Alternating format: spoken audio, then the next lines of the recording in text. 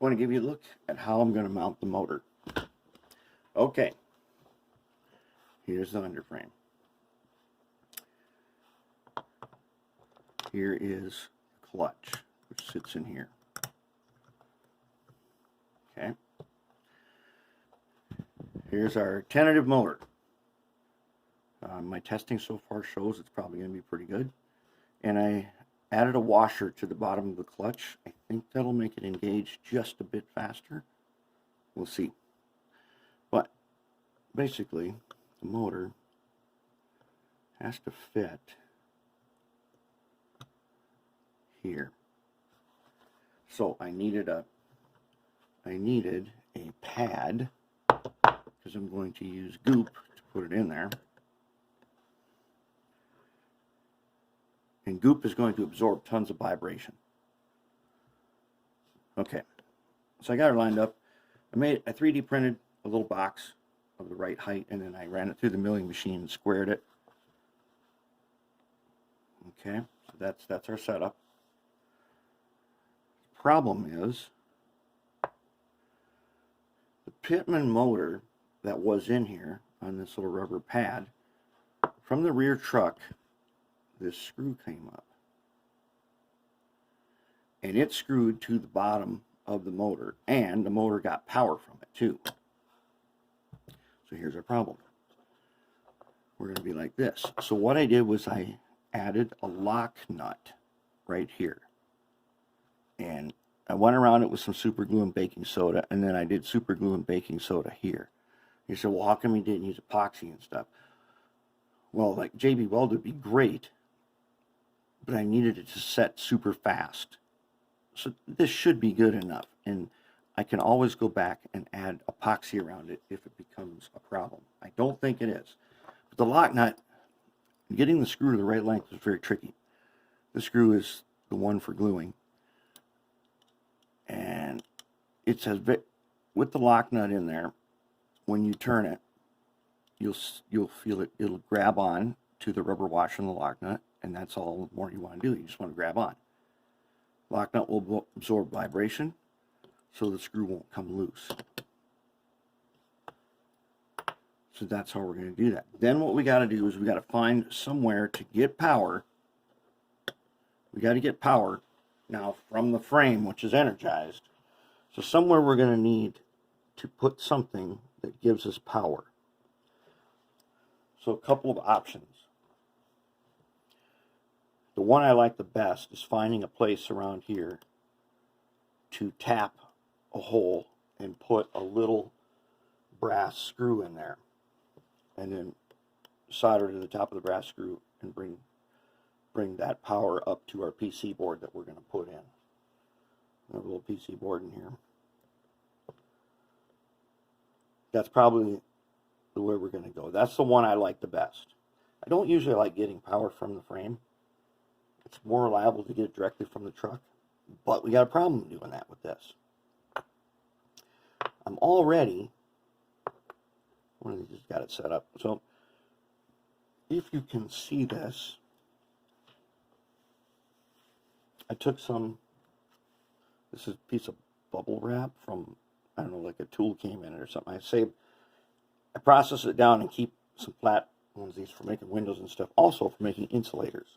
This little shelf right here now has glued on it 2 pieces of those, so there's an insulated shelf. I'm going to use the Tai Chi wire, the phosphor bronze stuff, you can see that.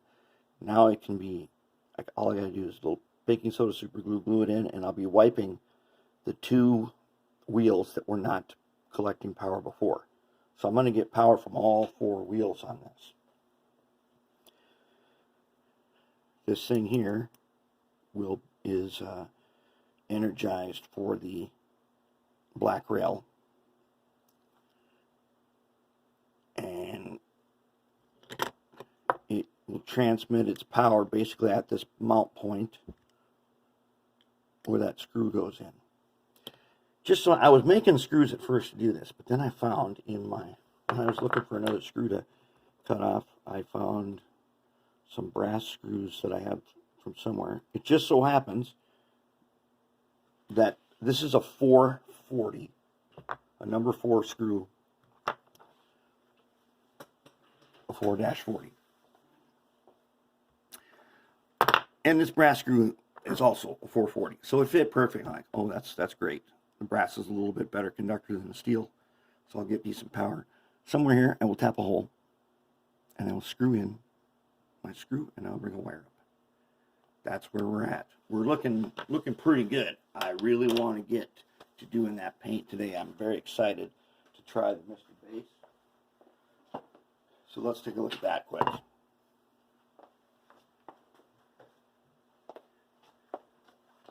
All right, now, more than one person has said, "Ooh, if you polish it like that, you won't get paint to stick to it." Yeah, under normal circumstances, that would be a very big problem. So they would usually want to rough it up a bit and then prime it with something that will get paint to stick to it. I don't want to do that because I'm going to keep a whole bunch of this detail totally unpainted, and then I'm going to do something special to it after that. So how do you do this? Well, Mr. Base is it's almost like a glossy coating. What it is used for, Gundam modelers use this on plastic. They put it directly on the plastic before they paint it, because Mr. Base enhances light colors, like really light yellows, light oranges, and things. You put this on first and paint over it, and it really, really enhances those light colors. This is going to be orange. It's going to be an Atlas. It's going to be one of our orange Atlas models. And so now I also, from time to time, I will rebuild a Hot Wheels car. And so years ago, I learned how to paint Spectra Flame. Spectra Flame is the color on Hot Wheels cars from the first few years. Cars came in Spectra Flame colors, and I learned how to paint those. You do not use a primer with those. You get there's 2 ways to do it. One, you just polish the metal down, and it'll have these little flakes in it, because it's just like this. Hot Wheels cars are a zinc alloy body. You can do those 2 ways. One is to just strip the paint and leave it and paint Spectra Flame, so you get this kind of a sparkly effect. The other way is to do like I did and polish them super shiny and then paint them. That gives you a slightly different effect. They're both really cool. But since you don't primer those, the paint that goes on them, it's almost like a nail polish. And this Mr. Base here is a lacquer-based white. So what you have to do is you have to do what's called tack coating. Tack coating is when you just barely missed it. Then you let it dry. You come back and you barely missed it again. And you let it dry. And you probably got to do this 4 or 5 times. And you will get the thinnest, smoothest paint that will not even, it'll just barely coat all the details. So I will not lose anything due to thickness of paint. So I'm really excited to try that. This is going to be super cool. Especially how shiny this top is. That's going to be beautiful. And then when I've got the base that I like, then I go ahead and paint it. Very exciting. Very exciting. We're going to get to that pretty soon. We're going to get the motor.